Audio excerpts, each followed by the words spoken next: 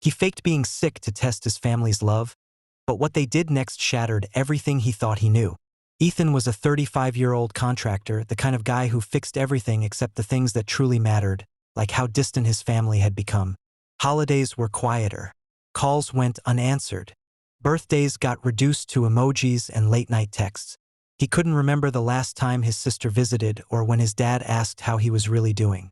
So one day, on a tired impulse and a bitter heart, Ethan did something reckless. He sent a group message to his family. Just got back from the doctor. Serious. They think it might be something bad. I don't want to worry anyone, but I could use some support. It was a lie, a test. Something inside him wanted proof that he still mattered, that someone would drop everything for him for once. The replies trickled in. His sister, "Oh no, what kind of bad? I'm sure it's nothing." His dad, "Hang in there. Let me know how it turns out." A cousin liked the message but said nothing. His mom, the only one who tried calling, left a voicemail. "You'll be fine, honey. Just get some rest." That was it. No one came over. No one asked if he needed help getting to a second opinion. No one even offered to bring soup. Ethan sat on his couch, phone in hand, heart sinking. He hadn't expected flowers or a parade, but he hadn't expected silence either.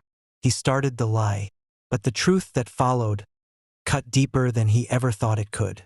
That night, Ethan lay awake staring at the ceiling, the dim hum of his old fan the only sound in the room. He kept replaying the texts, the missed calls that never came, the way his mom's voice had sounded. Loving, yes, but distant, like she'd already convinced herself it wasn't serious, like she didn't have room in her life for another emergency. He hadn't cried in years, but that night something cracked. The next morning, still in the same clothes, he opened his fridge. Nothing but ketchup packets and leftover rice. He stared at it, then laughed bitterly. If I really were sick, I'd be starving alone, he thought. By noon, he got a message from his sister. "Hey, everything okay? I told Mom it's probably stress. Call us when you feel better.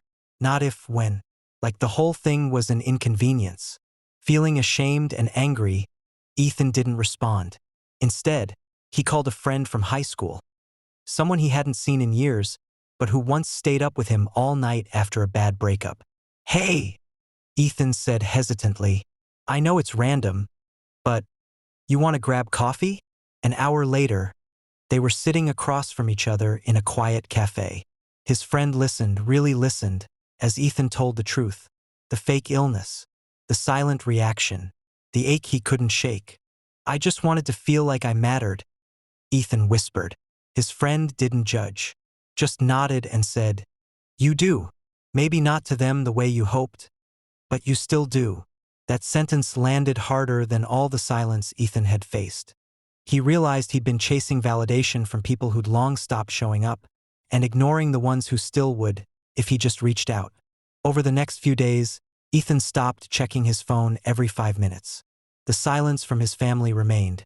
No surprise visits, no real concern, just the occasional emoji or vague text asking if he was feeling better yet.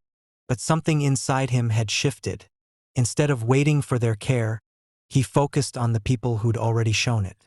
He reconnected with old friends, called a coworker he once helped during a divorce, even visited his neighbor, Mrs. Jensen, the widowed woman he used to shovel snow for as a kid.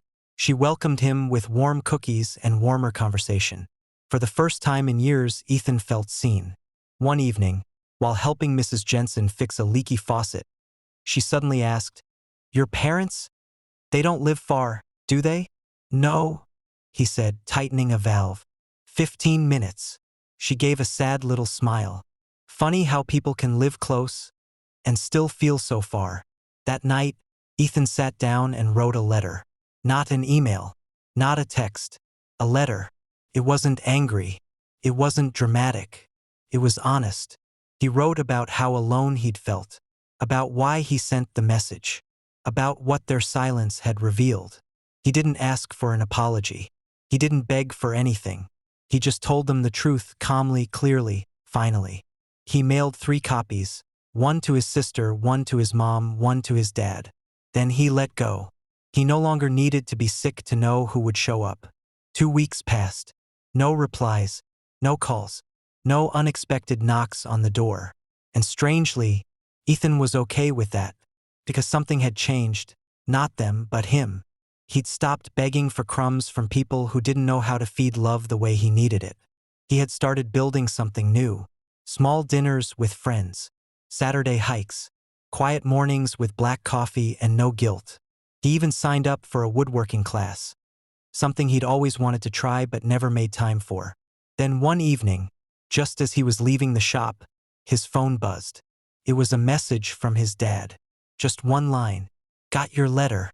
We didn't know how bad things had gotten. I'm sorry." Minutes later, another ping. His sister. "I didn't realize how far apart we drifted. Want to meet for lunch?" Ethan stood there in the empty parking lot, heart thudding. Not from joy or pain, but something quieter. Closure. Or maybe the start of something new. The next week, they met at a diner from their childhood.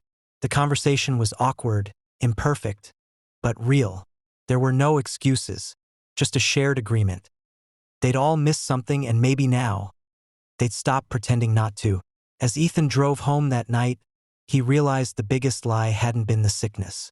It was the idea that he had to test people to prove his worth. Because the truth was, his worth didn't need their permission. And from that day forward, he promised himself, no more pretending, no more silence, just truth spoken, even when it's hard.